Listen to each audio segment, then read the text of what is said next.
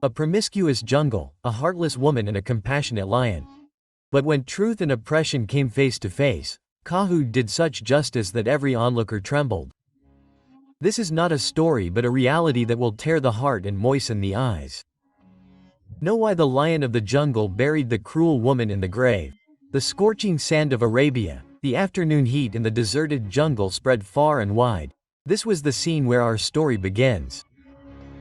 There was a settlement on this urban land whose name was Alhire. This settlement was neither very bad nor very small, but its fame was far and wide because the people here were very pious, honest and true followers of their Rasul sallallahu alayhi wasallam. But there is a shadow in every settlement. A darkness that tries to swallow the light, and the name of the darkness of Alhire was Rahila binti Zuhal.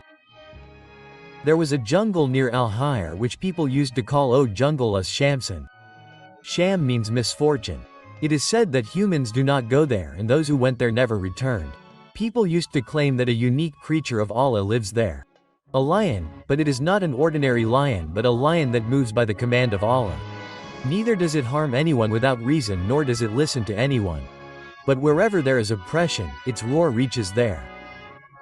Now let me tell you about the woman with whom this story is related. Rahila bint Juhal was a woman who had a flutter in her tongue and arrogance in her eyes. Her husband was a famous businessman, Juhal bin Samir, who went on a journey of trade one day and never returned. Some said that he was robbed by thieves. Some said that he ran away with some woman. But people often whispered that Rahila got him killed. No one knows what the truth was. But there was such peace in Rahila's eyes which comes after a murder. Rahila had wealth, servants, lands, but her heart was so hard that there was no place for mercy in it. There was another person in that house. Samira was an orphan girl whom Rahila had adopted in her childhood, but she did not become her mother, she only became her owner. Samira was barely 18 years old at that time, but there was innocence on her face and an ocean of patience in her eyes. Rahila used to make her clean the house, cook food and do all the other works. But if even one roti got burnt, she would not only get a slap but would also not get food. Samira's nights were spent in the ashes of the stove and in tears. Her prayers knocked on the door of Allah every night, or, "Oh God, listen to me, listen to my plea." One day, a famous scholar of religion came to the village. Sheikh Abdul Majid al-Ayashi. His style of speaking was so effective that people would sit and listen to him for hours. That day he held a tafsir meeting session in the mosque and narrated the story of Hazrat Musa al-Islam and Pharaoh. He said, no matter how powerful the oppressor is, he cannot escape the clutches of Allah. And when Allah silences the witnesses, the creatures of the jungle testify on his behalf. These words reached Rahila's ears too. She, who did not go to the mosque often, had probably gone to Takor that day to see who was saying all this. At night, Samira secretly prostrated herself. She kept crying in prostration for a long time. She said, "O Lord, if I have no one, then you are there to free me from this oppression." Something strange happened that night. Rahila woke up at midnight and saw from the window of her room that a lion-capped and God-bearer was standing in her courtyard. She looked into his eyes. Eyes which were human, as if some secret was hidden in them. Rahila screamed, but no one woke up. When morning came, she did not tell anyone anything, but the color of her face had faded. She was quiet the next day and the next day and then the day after that. Samira also noticed that she was now speaking less, hitting less, but something was boiling inside her. On the fourth day, Rahila left for the jungle. Alone, without telling anyone. Samira had seen her go till the door. Then she did not return for 3 days. With the sunrise of the third day, the news reached the village. A new grave has been found near the jungle. A note was kept on it. A tyrant has been buried here. If a human being is no longer a human being, then the creatures of the jungle teach him justice. There was a commotion in the village. People were scared. No one had seen Rahila. The people gathered in the mosque went to the sheikh. They only said that she never forgets to do justice to the creatures of the jungle. This is the power of Allah. Samira was now free. But her questions remained. Was Rahila really killed by a lion? Could she repent, or was all this a sign that now the time for Allah to fulfill his duty has come? This is just the beginning. The real truth will come out now. That morning on the desert land of Alhire was different.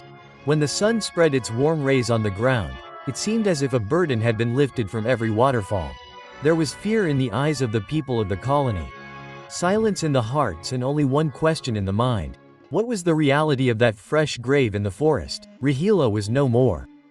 After 3 days, the indication of her presence was also received from that grave, which was freshly dug on the edge of the forest, and a slip of paper lying near it. The words written on it were still shaking the hearts of the people. A tyrant has been buried here. If a human being is no longer a human being, then the creatures of the forest teach him justice. No one knew who kept that slip, who dug the grave, and who buried Rahila.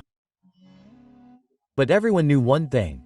Rahila had gone to that forest and never returned. Samira, who was raised in her house as an orphan and a laborer, was now free.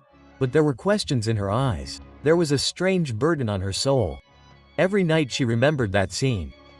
Rahila's crazy talk, her going towards the jungle, and then this sudden end of everything. That day Sheikh Abdul Majid stood up in the mosque after Namaz-e-Fajr and said that those whom Allah makes witnesses never open their mouths. But remember, those who live in the silence of oppression also speak one day. Whatever happened in that jungle was not the result of any human strength. It was the effect of that plea which arose from the prostrations of a helpless person at night. After this statement, the atmosphere of the colony started changing. People hesitated to say anything to Samira. But now there was a different light in her eyes. After a week, Samira decided that she would leave Rahila's house and go and live in Madrasa Eben near the mosque. Girls were educated there and she wanted to acquire knowledge and give it to others as well. But her heart still pulled her towards the jungle. Every night she would go to the roof of the house and look at the sky and think, was that lion really Allah's creation? Did it appear only to Rahila, or did others see it too? One day the imam of the mosque called her and said, "Daughter Samira, we know that you have been wronged a lot. But now is the time for you to identify the witnesses of that cruelty. You will have to go to that jungle. Allah has made you a witness, a silent witness." Quote, Samira was surprised. But she knew that this was Allah's will. The next day, after dawn, she left for the jungle. There were some women with her and 2 noblemen from the village. Everyone was walking with fear. When they reached the border of the jungle, the atmosphere there was different. A strange peace, but a heart-rending silence. After walking a little further, they found that grave. Its soil was still soft. Some grass near the grave looked burnt, as if someone had tried to light a fire at night. Samira bent down and touched the soil of the grave, and her hands trembled. Tears came to her eyes. "Oh God, if you had accepted my prayer, then show me justice." Just then a shadow emerged from behind the tree. Everyone got scared, but it was not a lion. It was an old man, bent back, support of a stick and light on his face. He said, "How do you know what was the reality of that lion?" "I know." Everyone gathered around him. The old man's name was Abu Hamza, and he lived alone in a small hut near the forest. He said, "I saw a lion that night. It was not a human, but it had the understanding of humans. He came and dragged Rahila and told her that people like you are a blot on the name of Allah." Then he started digging a grave alone, but it seemed as if the ground was opening up on its own. Rahila kept begging him for mercy. But the lion said that no one will listen to those who did not listen to the pleas of the speechless. The people of the village were stunned. Abu Hamza said, "I saw that scene, but I did not feel any fear. I felt as if Allah's angel was doing justice." And when he buried him, a voice came from the sky. Those who were patient got justice. Tears started flowing from Samira's eyes. She fell in sajda. "Oh God, I am thankful that you have heard my prayers." After that day Samira's life changed. She started gaining knowledge in the madrasa. She started teaching girls, and every night in sajda she would pray for those girls who were still living under the oppression of some Rahila. The people of the village started looking at that jungle with respect. That place was no longer a place of fear but a lesson. Sheikh Abdul Majid said that if someone wants to know what is Allah's justice, then he should go to the jungle that evening. Every tree there is a witness. Every leaf is a witness of justice. But one question still remained. Will that lion return again for some other oppressor? Will Samira's prayers be accepted for some other oppressed person? After returning from the border of the jungle that evening, Samira's life was not the same as before. Now there was a strange peace in her eyes. But there was also a soft pain in the heart. Getting justice is a different thing. But expressing the silence of years of oppression and digging up those wounds is not easy. Samira was now living in Madrasa Ebanat. The head teacher there, Bibi Hafsa, was a noble and pious lady. She treated Samira like her daughter and allowed her to now pass on her experiences and learnings to those girls who were often growing up in the darkness of anonymity and helplessness. When Samira's lesson would start, every girl would look into her eyes. There they would find a light which was not only of knowledge but also of experience and pain. One day when the lesson was over, a little girl Lubna came to Samira and said, "You had said that Allah monitors everything. Then why was my father killed and why is my mother taunted that she is unlucky?" Samira became silent. She knew that knowledge alone cannot provide an answer. To provide an answer, one has to understand the pain. She hugged Lubna and said only this much, that sometimes Allah does not test her but makes a victim an example for others so that the oppressors are punished and the victimized are given an example of patience. That night Samira remained awake for a long time. She looked at the sky and it seemed as if she was being called towards the jungle. The jungle which no longer scared her but as if it wanted to reveal a secret. The next day Sheikh Abdul Majid gave a speech in the mosque. Unless the trust of the servants is returned, it becomes an obstacle in the path of justice. If anyone leaves a legacy of oppression, then Allah can take its account not only from the servants but also from His own creation. These words set Samira's heart on fire. Was any trust left even after Rahila's death? Was there any secret that had not been revealed till now? That night was the heaviest night of her life. She saw the same lion again in her dream. He was no longer near a grave but was standing in front of a door as if he was signaling something.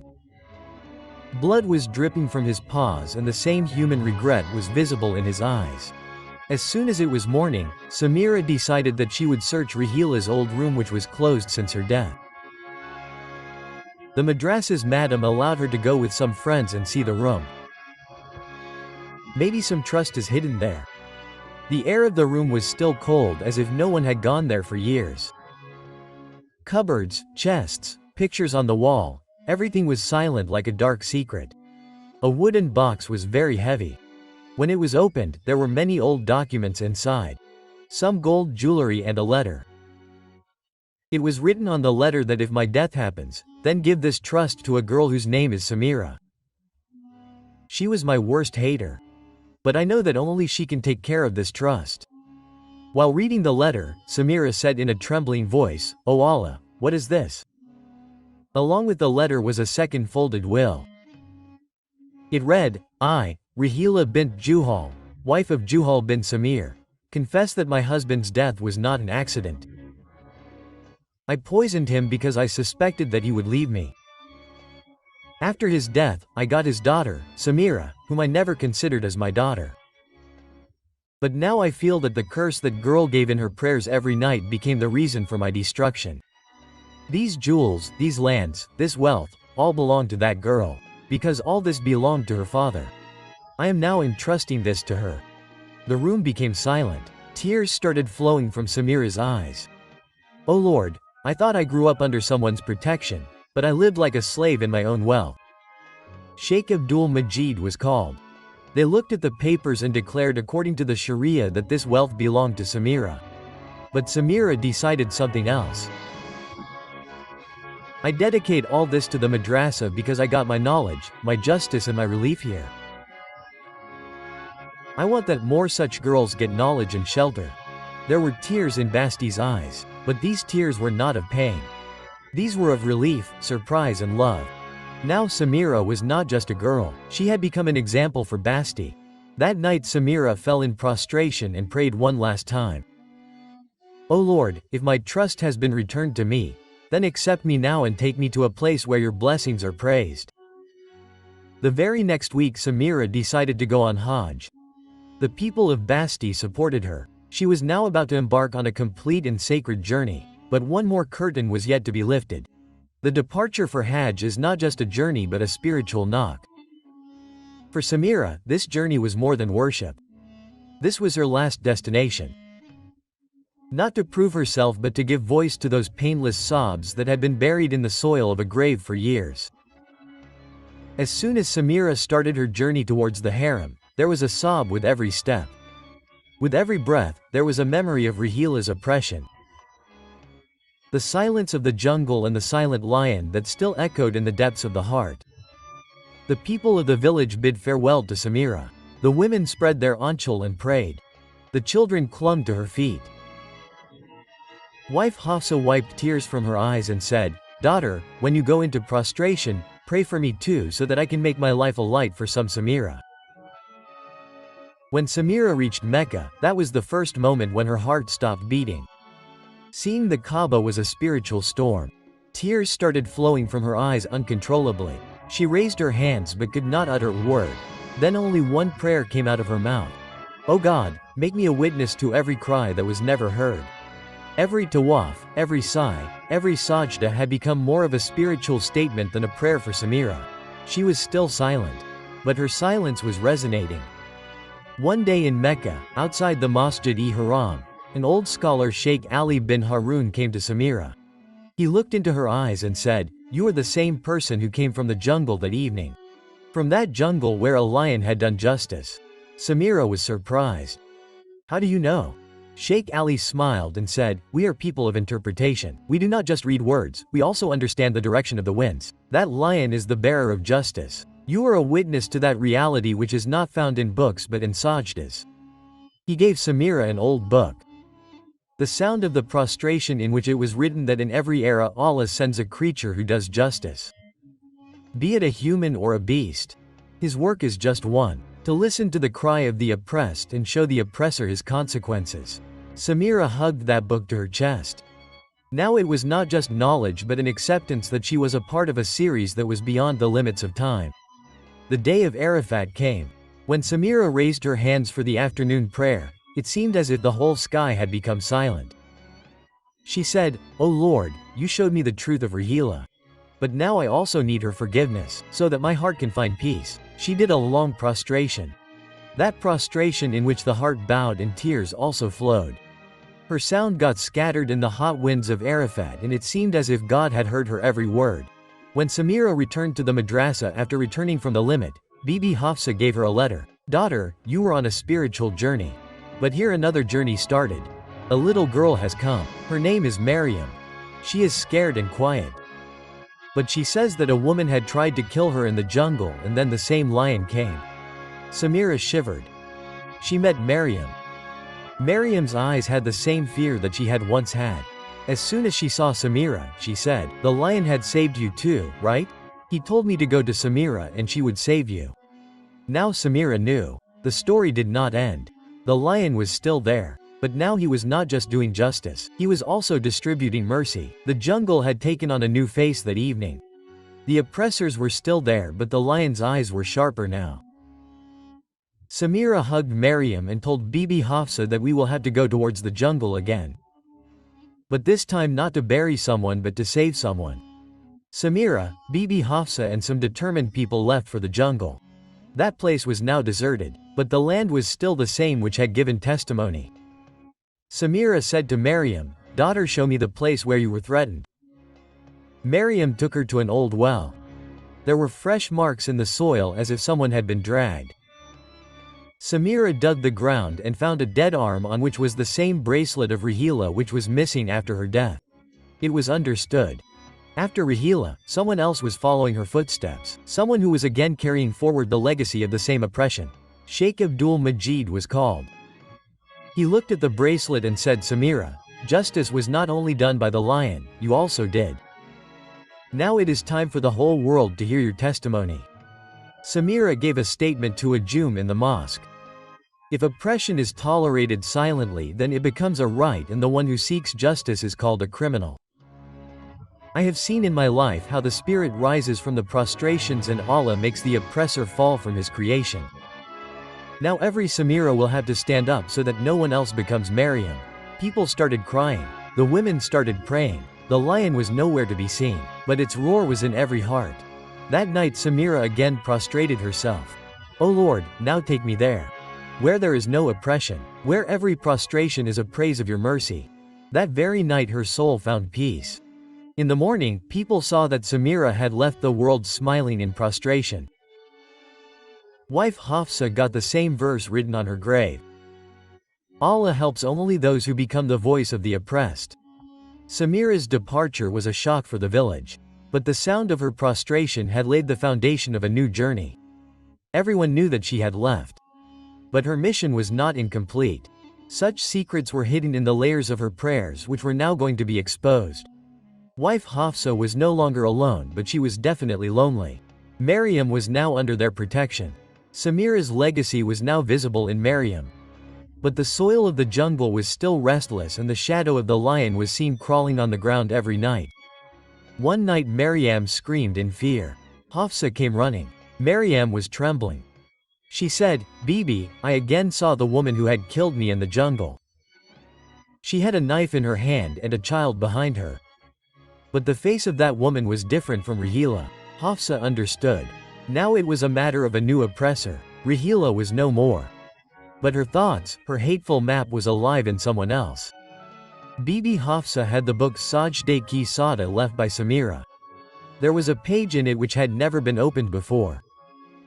When she opened it, there was a map drawn in it. The map of that jungle. But there were some special marks in that map. An old well from where Maryam was found. A tree on which Rahila often used to sit in a house which was now deserted, but once upon a time a woman named Tarif used to live there. Tarif was a distant relative of Rahila who had left the village years ago. It was said that she settled in the forest and started hating people. Wife Hafsa took Maryam's hand and left for the forest. She reached the well and then the tree. And when she reached near that old house, she heard the sobs of a woman. There was a hut there.